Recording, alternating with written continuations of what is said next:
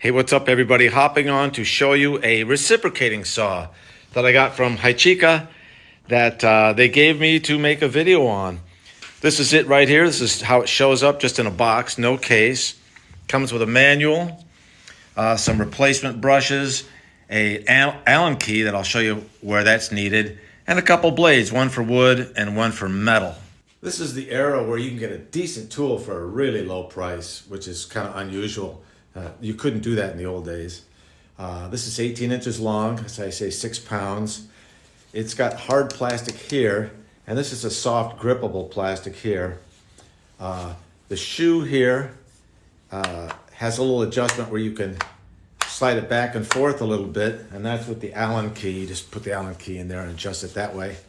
The throw on this thing is only about 3/4 of an inch, so it just nibbles away at the work. And talking about the handle here, it's got a variable speed trigger. And then if you're right-handed, it's got a little button that you can hold. That'll keep it running. And then you'll also see in there, there's this black thumb screw type thing. This screws in and out and stops the trigger from going too deep, so you can run it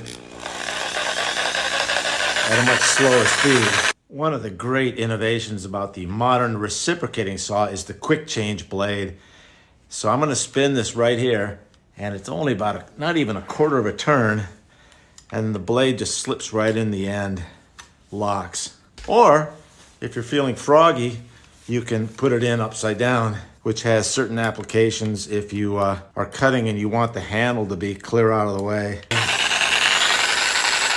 These blades are decent for a start, for wood, and it says metal, but you can also cut PVC with this. So this is the corded one. It's about a 6.5 foot long, 2-pronged cord. And I come in on the debate about cord or cordless.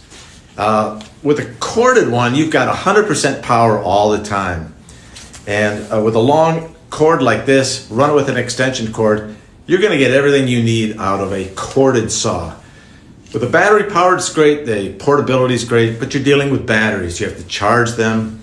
As the batteries run down over time, the charge goes down, you're changing them more. You need more than one battery if you're running a job. So, I don't know, a corded saw is a good thing to have. So there you go, there's my take on the reciprocating saw from HYCHIKA.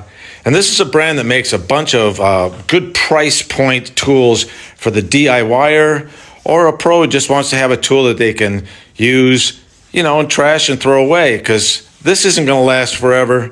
No tool really ever does, but this will get the job done in a quick and powerful way. I recommend it.